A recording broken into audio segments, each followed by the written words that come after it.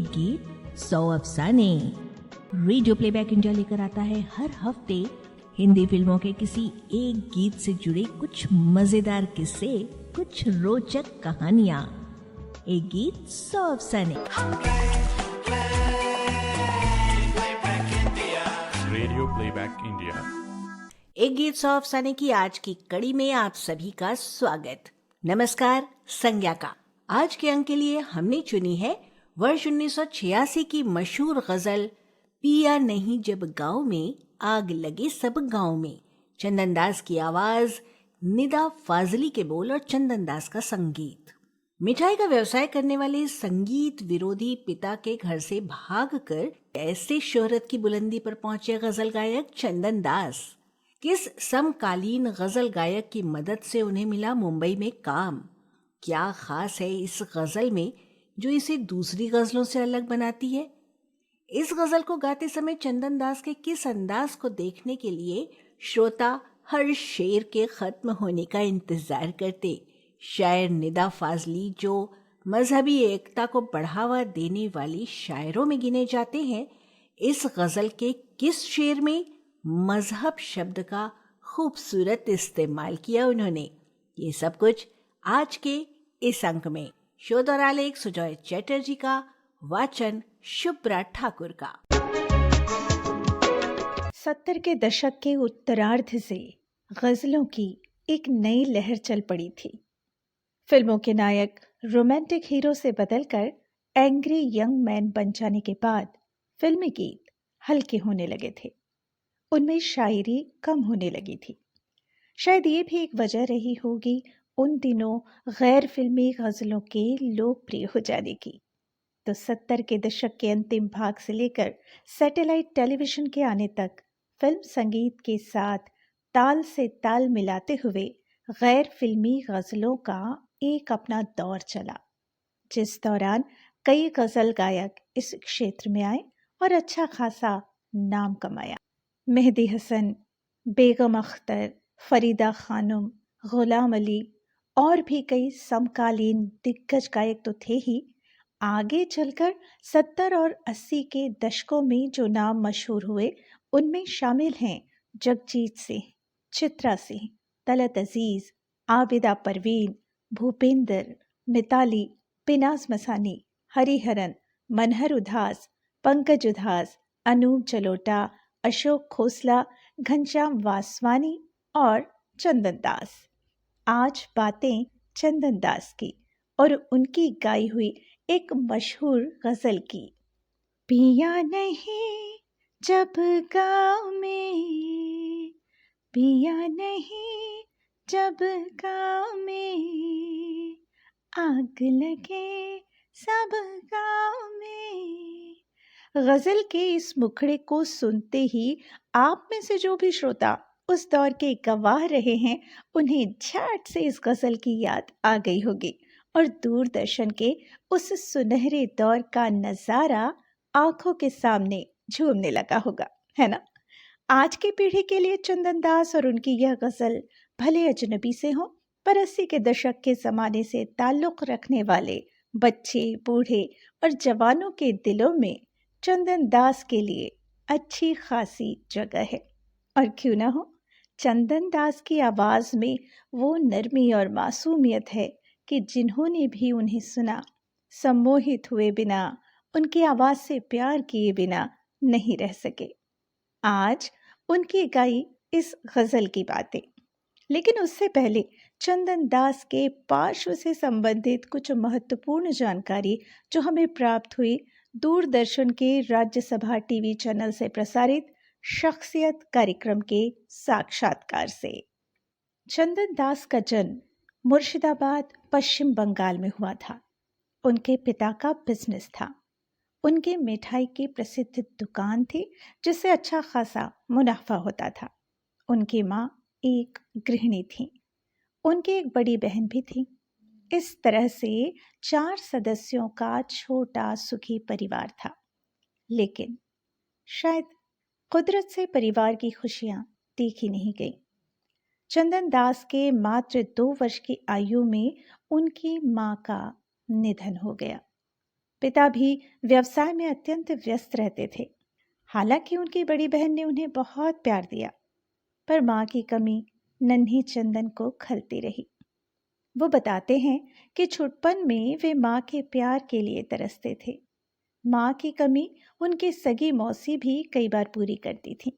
मौसी से ही उन्हें पता चला था कि उनकी माँ भी अच्छा गाती थी। जैसा कि मध्यवित्त बंगाली परिवार में होता है कि घर की लड़कियों को संगीत या नृत्य सिखाया जाता है, चंदन दास की बहन के लिए भी घर पर मास्टर जी आया करते थे, उन्हें रविंद्र संगीत सिखाने। अपनी बड़ी बहन को गाता देखकर उनका भी मन संगीत की ओर आकृष्ट होने लगा। खाली समय में बालक चंदन भी हारमोनियम पर बैठकर सुर साधने लग जाया करते, लेकिन उनके पिता को ये बात बिल्कुल पसंद नहीं थी। वे चाहते थे कि चंदन बड़े होकर उनका बिजनेस संभाले, और इसी बात पर पिता पुत्र में घोर मतभेद था। चंदन जैसे जैसे बड़े होने लगे, उनमें संगीत के प्रति लगाव और तीव्र होने लगा। अन्य मनस्क होकर इधर उधर भटका करते थे चंदन।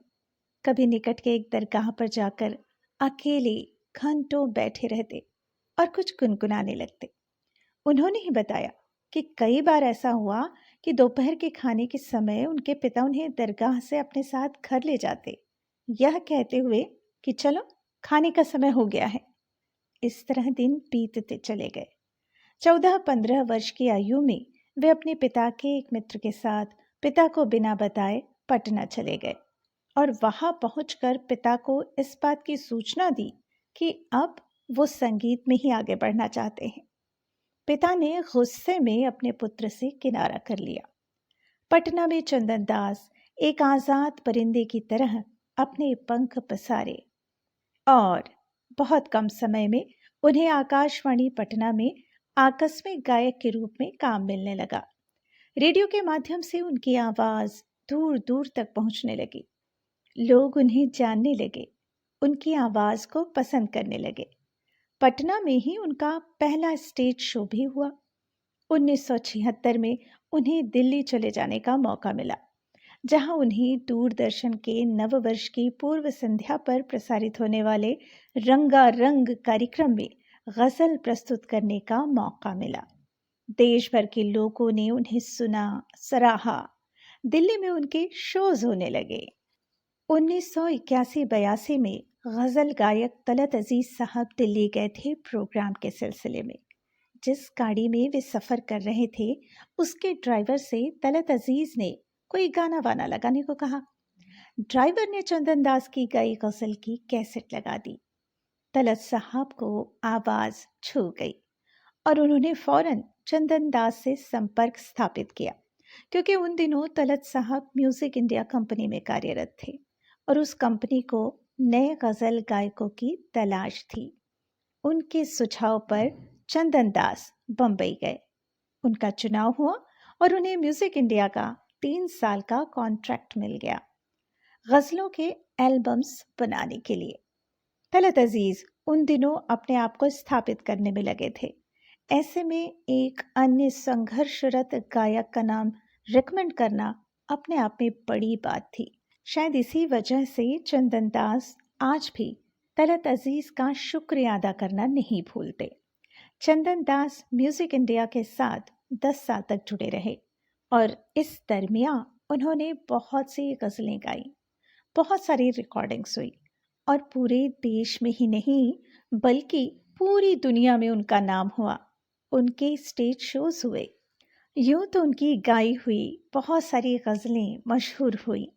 सबसे अधिक ख्याति उन्हें जिस गजल से मिली वह थी, न जी भर के देखा न कुछ बात की, बड़ी आरज़ू थी मुलाकात की।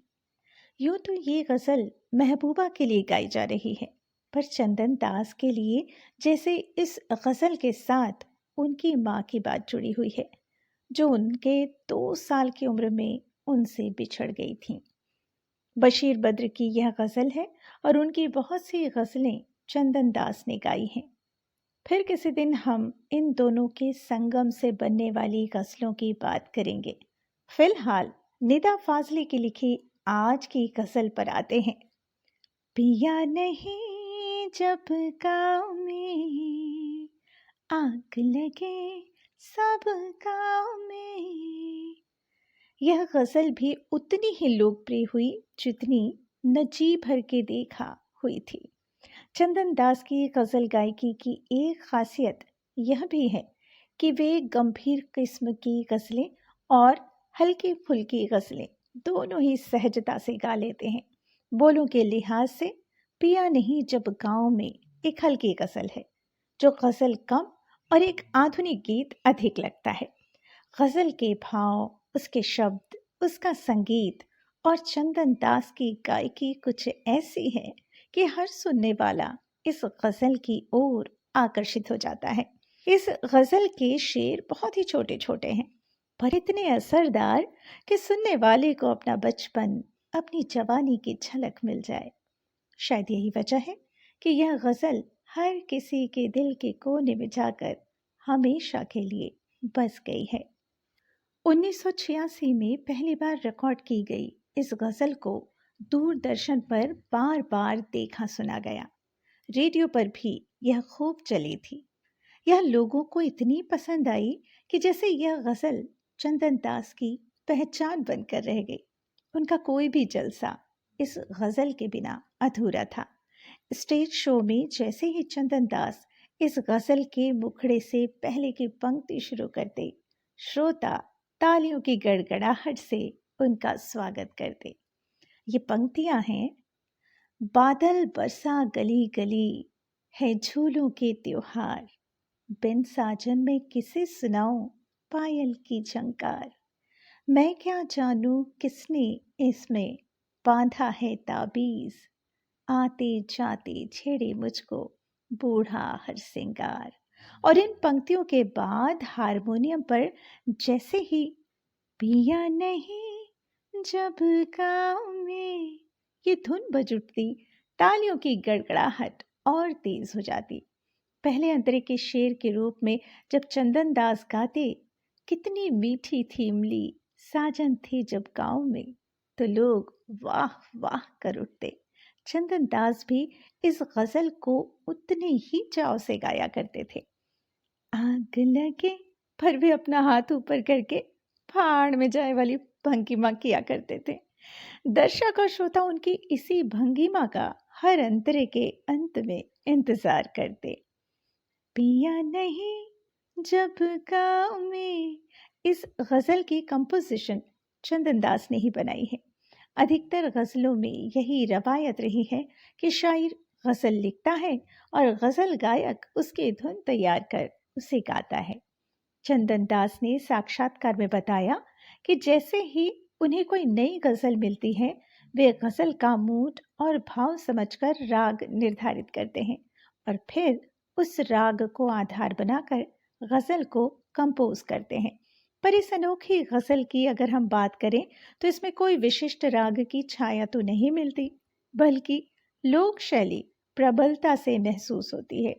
छोटे मीटर पर लिखी हुई इस गजल की धुन में चंदन दास ने लोक शैली, कव्वाली शैली और सूफियाना अंदाज को सम्मिलित किया है, जिस वजह से यह गजल इतनी रंगीन बन पड़ी है।